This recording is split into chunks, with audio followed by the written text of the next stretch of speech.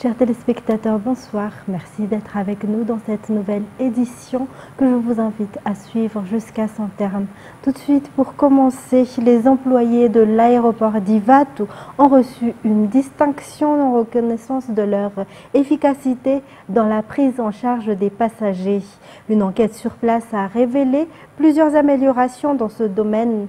De plus, des projets de modernisation des infrastructures sont prévus. Un focus de Sai Silva, Indoniana Martina, sur les images de Nzar Rajiansu.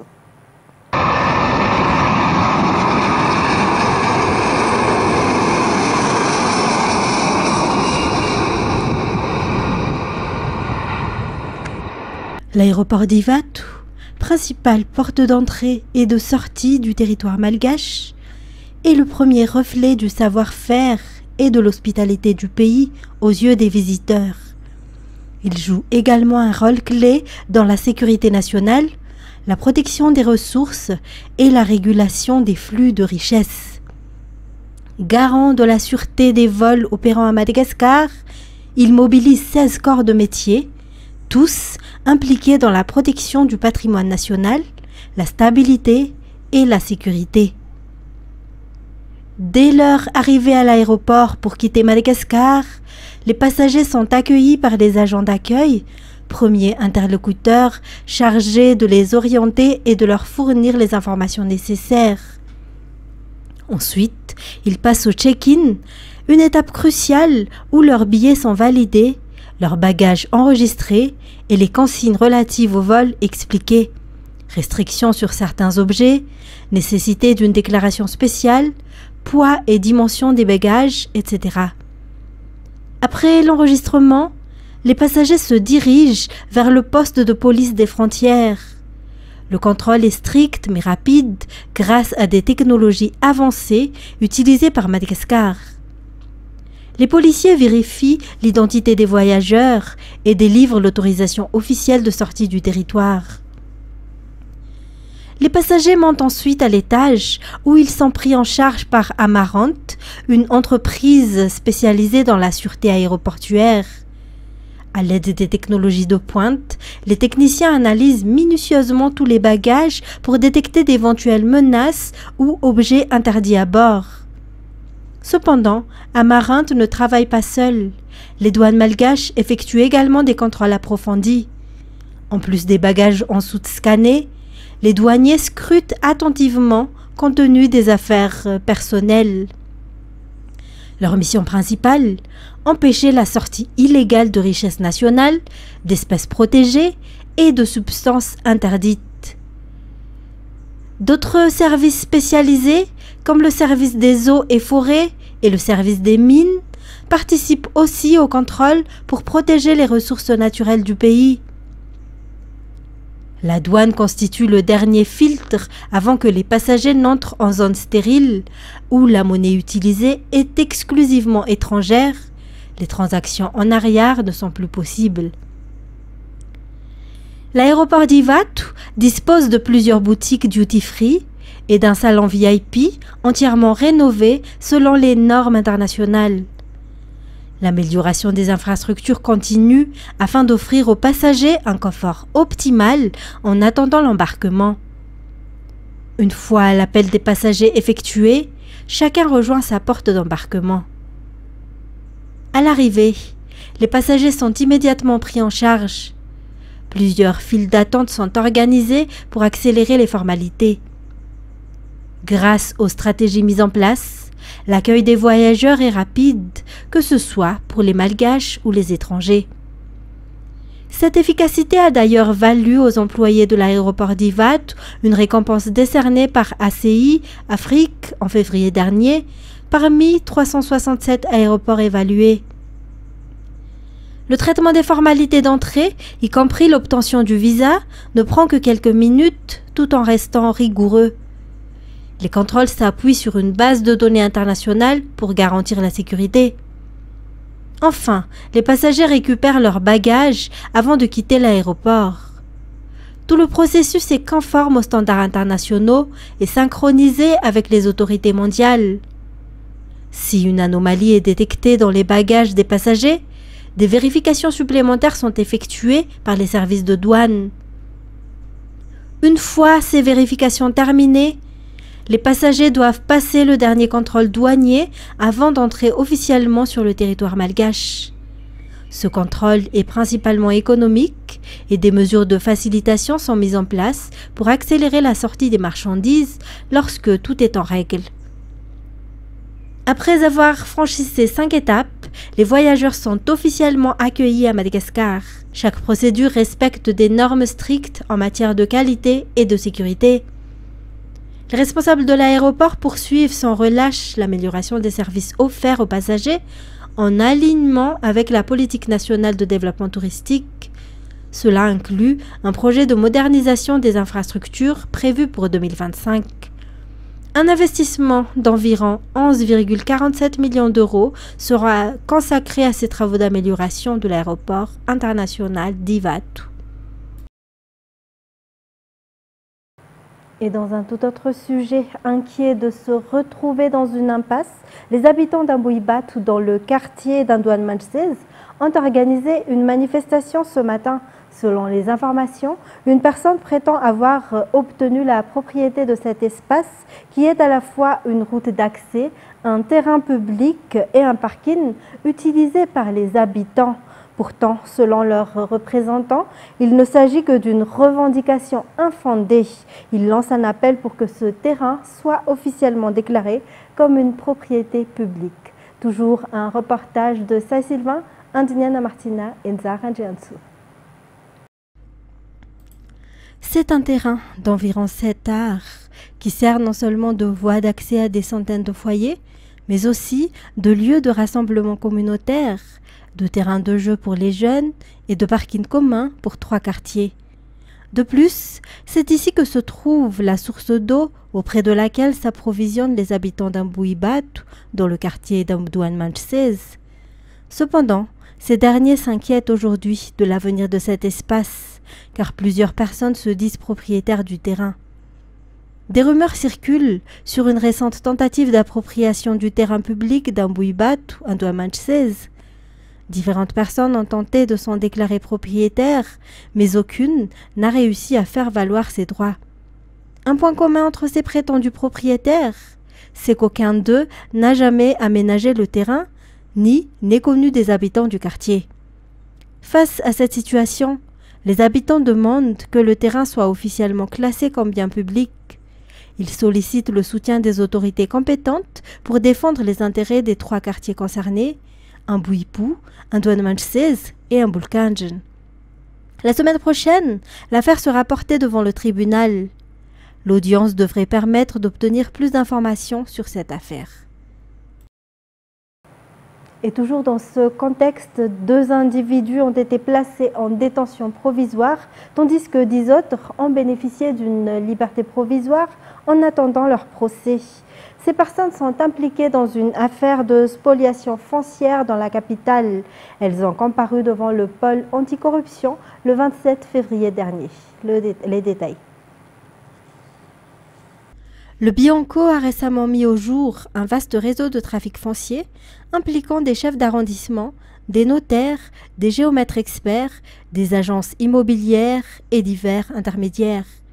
Ce réseau usait de corruption, d'abus de pouvoir et de faux documents pour s'approprier illégalement des terrains situés dans des zones stratégiques. Selon les informations recueillies auprès du Bianco, ces individus utilisaient de vieux actes de vente datant de 30 ans, en modifiant le nom des propriétaires. Ces documents étaient ensuite enregistrés dans les archives d'une commune proche de la capitale afin de leur donner un aspect légal. Une fois cette étape franchie, le terrain était réattribué à notre propriétaire fictif par le biais d'un contrat frauduleux d'une valeur de 10 millions d'ariary.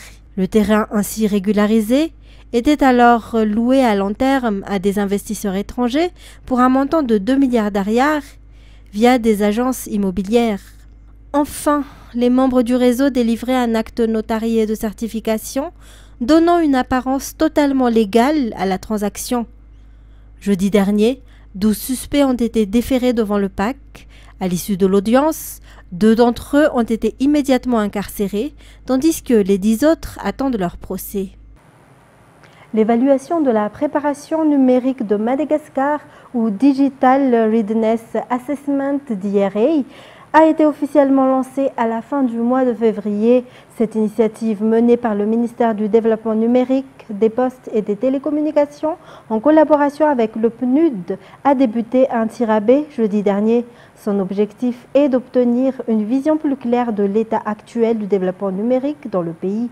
Pendant 2 jours, plusieurs experts se sont réunis pour analyser en profondeur le DRA. L'enjeu est de définir une vision et des politiques claires visant à promouvoir le développement à travers les technologies numériques dans différents secteurs économiques. Selon la ministre Stéphanie Delmotte, cette évaluation repose sur 5 piliers fondamentaux: la connectivité, la gouvernance numérique, la réglementation et le contrôle, les entreprises ainsi que le capital humain. Déjà mis en œuvre dans 40 pays à travers le monde, le Digital Readiness Assessment est un outil clé qui permettra à Madagascar d'aligner ses efforts en matière de transformation numérique sur les objectifs de développement durable. Et puis l'exécution du projet LEAD financé par la Banque mondiale pour promouvoir l'accès à l'électricité bénéficie à de nombreuses localités, notamment grâce à l'augmentation de la puissance électrique et le remplacement des transformateurs sous la responsabilité de la JIRAMA. Andoniana Martina, Sech Anjanab. Parmi les localités ayant profité de l'extension du réseau électrique dans le cadre du projet gouvernemental LEAD, figurent Mermanjous, Ansaalan, Alarbi, Vatsoul et Amboujapetu. Selon les habitants, la faible puissance de l'électricité fournie auparavant avait endommagé de nombreux équipements. Aujourd'hui, chaque foyer de ces zones dispose d'une électricité stable et adaptée à leurs besoins. En effet, la tension électrique n'était auparavant que de 150 volts. Grâce aux travaux d'extension du réseau réalisés par les techniciens, la tension est à 220 volts actuellement. Ceux dont les activités dépendent en grande partie de l'électricité se portent mieux actuellement, témoigne une bénéficiaire. Ce projet va apporter de nombreux bénéfices aux habitants d'Antananarivo et des localités avoisinantes. Le projet LEAD, financé par la Banque mondiale, prévoit l'installation de 120 poteaux en beutan ainsi que l'extension du réseau avec 1500 mètres de lignes de moyenne tension et 5000 mètres de lignes de basse tension. Un transformateur de 150 kV sera également mis en place dans chaque zone ciblée, permettant d'alimenter jusqu'à 1500 foyers. Et l'entreprise chinoise Sinomach va financer le développement du secteur agricole à Madagascar. Un accord de partenariat en ce sens a été signé vendredi dernier à Anoussi entre le gouvernement malgache et cette grande entreprise. Ce projet comprend l'aménagement de 50 000 hectares de terres agricoles, la construction d'infrastructures de production, d'usines de production d'engrais, ainsi que l'amélioration des semences locales, selon les explications du secrétaire d'État chargé de la souveraineté alimentaire. Reportage de Saï-Sylvain, Sech Anjanab. La Chine soutient Madagascar dans le développement de son système agricole et l'atteinte de l'autosuffisance alimentaire. Cette coopération avec Sinomach englobe plusieurs volets: l'aménagement de 50 000 hectares de terre, la construction d'infrastructures agricoles telles que des barrages et des canaux d'irrigation, l'installation d'usines de transformation et de production d'engrais en collaboration avec l'État malgache, l'utilisation des technologies de pointe pour améliorer la qualité des semences et augmenter le rendement agricole. Selon Taïnia Vrazanamaef, secrétaire d'État chargé de la souveraineté alimentaire, cet accord stratégique est un résultat direct du FOCAC 2024 suite à la rencontre entre le président malgache Anj Radzouel et le président chinois Xi Jinping. Sinomach est l'une des plus grandes entreprises chinoises spécialisées dans la production, l'entretien des infrastructures et la fabrication d'équipements agricoles. La cérémonie de signature a été marquée par la présence du ministre des Affaires étrangères, du ministre de l'Agriculture et de l'Élevage et du secrétaire d'État chargé de la souveraineté alimentaire. Avant la signature de l'accord, des représentants de Sinomach ont visité plusieurs zones agricoles pour évaluer pour évaluer les besoins et les opportunités du projet. Pour terminer les actualités locales, les eaux stagnantes et les inondations favorisent la transmission de la bilharziose selon un médecin. Il recommande aux habitants des zones inondées de rester vigilants et de respecter les mesures d'hygiène pour éviter tout risque sanitaire. Outre la bilharziose, la saison des pluies est propice à la propagation des infections cutanées et gastro-intestinales causées par la pollution de l'eau. Toujours un reportage de Saint-Sylvain et de Sechanjanab. Les inondations augmentent les menaces sanitaires, explique un professionnel de santé. Parmi les maladies les plus préoccupantes en cette saison figure la bilharziose, une infection parasitaire transmise par des mollusques d'eau douce. Une fois dans l'organisme, ce parasite peut provoquer de la fièvre, des douleurs abdominales, des diarrhées et d'autres complications graves. Outre la bilharziose, les maladies de la peau sont également fréquentes en période de forte pluie. Pour s'en prémunir, il est essentiel de respecter les règles d'hygiène, d'éviter les zones inondées, d'utiliser de l'eau bouillie et de consulter un médecin en cas de symptômes inquiétants. Dans les centres d'hébergement des sinistrés, une prise en charge médicale est systématiquement assurée par les autorités sanitaires. Une attention particulière est accordée aux femmes enceintes et allaitantes, aux enfants et aux personnes âgées plus vulnérables aux maladies liées aux inondations. Et dans les actualités internationales, arbres arrachés, voitures emportées par les flots, routes et électricité coupées, l'île de la Réunion, défigurée selon le préfet par le cyclone Garance qui a provoqué 4 morts, a pris ce 1er mars la mesure des dégâts. France 24. Elles sont venues s'encastrer dans ce parking. Ces 2 voitures étaient garées à l'extérieur de la résidence. Elles ont fini leur course ici, poussées par la force du courant. Toute l'eau du boulevard s'est écoulée dans ce parking. Ça faisait un siphon, on a pris une vidéo, ça faisait un siphon et toutes les voitures. Là, le portail, il était complètement ouvert comme ça. Là, on l'a remis, mais ça a poussé le portail. Oui. Des dizaines de véhicules flottent dans les rues, emportés par les pluies diluviennes qui se sont abattues hier. Partout, des carcasses, certaines d'entre elles à moitié ensevelies dans une boue épaisse. L'eau a aussi envahi les maisons. Cet habitant a été surpris par la violence du cyclone.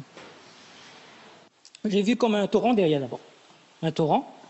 Et après, je suis venu regarder en bas. Il a commencé à entrer, mais on ne peut rien faire, en fait. Houssen Vadi, lui, a presque tout perdu. Ça, c'est le niveau de l'eau. Tu vois la petite marque qui est là, là? L'eau est arrivée jusqu'à ce niveau-là. On est encore sous le choc. Hein. On nettoie, on va dire, on est comme des robots qui essaient de mettre de l'ordre, de se reconstruire un peu. Impuissants, tous les Réunionnais constatent les dégâts. Ici, l'eau est sortie de son lit, les flots déchaînés ont fait s'écrouler le pont. Les routes ont cédé à plusieurs endroits. C'est assez impressionnant de voir ce que peut soulever l'eau, hein, autant de bitume. Des arbres déracinés barrent les routes, des murs se sont effondrés sur la chaussée, des poteaux électriques pliés comme des allumettes. 120 000 foyers sont toujours privés d'électricité, 310 000 n'ont toujours pas accès à l'eau potable. Plus d'électricité, plus d'eau, plus de réseau téléphonique, coupé du monde. On a perdu le toit de la maison, et le balcon s'est effondré et la maison c'est une passoire quoi. Pour mettre les personnes à l'abri, les pompiers distribuent près de 2000 bâches dans les communes les plus touchées. De nouveaux renforts, en hommes et en matériel, sont arrivés sur place. L'armée, de son côté, a commencé les opérations de déblayage et de sécurisation. Des milliers de manifestants se sont rassemblés à Nice, dans le sud-est de la Serbie. Nouvel acte de la contestation étudiante qui traverse depuis novembre le pays des Balkans pour dénoncer la corruption. France 24. Dénoncer la corruption, encore et encore. Ils sont de nouveau des milliers à être descendus dans les rues de Serbie. Nous attendons un changement et admirons cette merveilleuse énergie, ces jeunes et les citoyens qui ont manifesté leur soutien. Je suis ici pour lutter pour une vie meilleure et pour les générations qui viennent après nous. Je pense que ce qu'ils font est brillant, surtout les 15 minutes de silence qui nous rappellent toujours pourquoi nous avons commencé cela en premier lieu. Chaque rassemblement est aussi l'occasion de se recueillir en mémoire des victimes de l'événement qui a tout déclenché.